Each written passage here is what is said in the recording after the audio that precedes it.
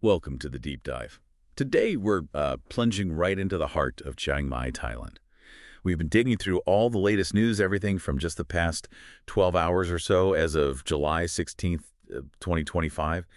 And our mission, like always, is to kind of cut through the noise, pull out the key insights, and help you understand what's really going on. In Chiang Mai right now, well, it's remarkable just how much is happening. It's really dynamic, quite multifaceted. You've got this fascinating mix of exciting developments, but also some pretty pressing challenges. We're definitely going to unpack quite a bit today. Okay, so let's jump right in then. One of the first things that jumped out from the sources is this striking juxtaposition. On the one hand, Chiang Mai just got crowned Asia's best city for 2025 by Travel Plus Leisure. I mean, that's a massive deal, right? A score of 91.94. They highlighted its culture, the atmosphere, the food, even conservation efforts. Yeah, a huge accolade. It really puts them on the map globally. But then, almost in the same breath, we're seeing news about persistent heavy rain. It's causing significant flooding, particularly in northern districts like Chiang Doi, Saket, Matang. We're talking over 100 millimeters of rain reported. That's affecting communities, farmland. Thankfully, no casualties reported so far, which is good news. Right, but that contrast is stark, isn't it? How does a city celebrated for its charm manage these kinds of, well, raw environmental challenges hitting so close to home? Exactly. It poses a really fundamental question about resilience and management for a top-ranked city.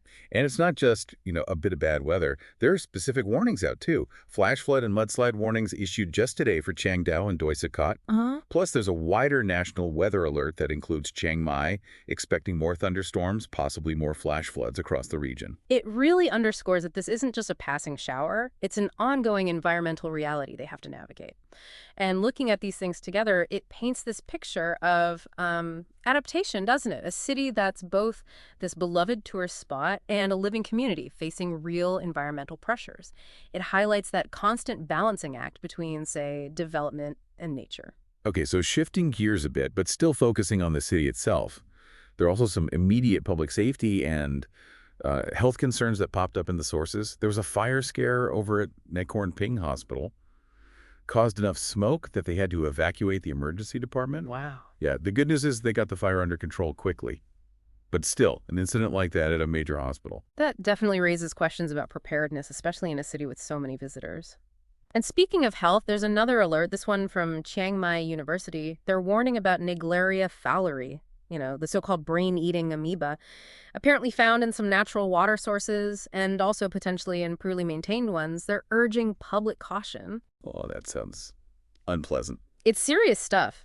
And it brings up, how well public health information gets out there, both to locals and tourists who might not be aware of the risks in certain water bodies. Right. And then there's a social incident, too, a really concerning one.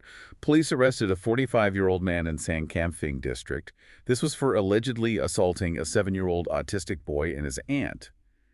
It sounds like CCTV footage was key in making the arrest happen quickly. That's distressing to hear about the incident itself, of course, but the swift police action using CCTV, that does point towards, well, the importance placed on community safety and using technology to enforce it. It sends a message, I suppose. Okay, let's move towards the economy and tourism now, because that's obviously huge for Chiang Mai. And there's actually some good news here for potential visitors.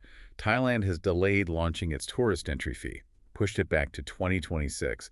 So if you're planning a trip to see those amazing temples and cultural sites in Chiang Mai, that's, well, one less fee to worry about for now. Yeah, that's definitely a bit of breathing room for the tourism sector. It gives businesses more time to, get back on their feet fully. And makes planning a trip just a little bit easier for people, which is always good for a place like Chiang Mai. But then there's a more complex story emerging, something darker. Chiang Mai police are cracking down on what they're calling gray Chinese business networks. These seem to be, well, illicit operations often run by foreigners, sometimes people using student visas as a cover. We're talking about things like fraud, illegal businesses. Yeah. And it gets really serious. There was a recent case involving the kidnapping and murder of a Chinese national who came from Laos. Right. This is a significant issue. It highlights the challenges of transnational crime impacting local communities. And the authorities are trying to regulate foreign businesses more effectively, it seems. It raises that difficult question again, doesn't it? How does a city welcome international investment and visitors, which it needs, while also cracking down on illegal activities and maintaining safety and order? It's a really tricky balancing act. Definitely. And one last thing, slightly different angle. A national story that's making waves everywhere, including Chiang Mai, the femme fatale golf scandal. Now, this isn't in Chiang Mai specifically, but it's a huge national fraud case, getting tons of media coverage. That's right. And even if it's not happening locally, these big national stories, especially scandals with lots of media buzz, they definitely affect the general atmosphere. People talk about them, it shapes the public conversation. Even in places like Chiang Mai, it becomes part of the background noise, the national mood. So wrapping things up then, what does all this mean? We've seen Chiang Mai getting this amazing global recognition, Asia's best city. But at the same time, it's grappling with, well, natural disasters like flooding, public safety issues, from hospital fires to serious assaults, and these really complex international crime dynamics.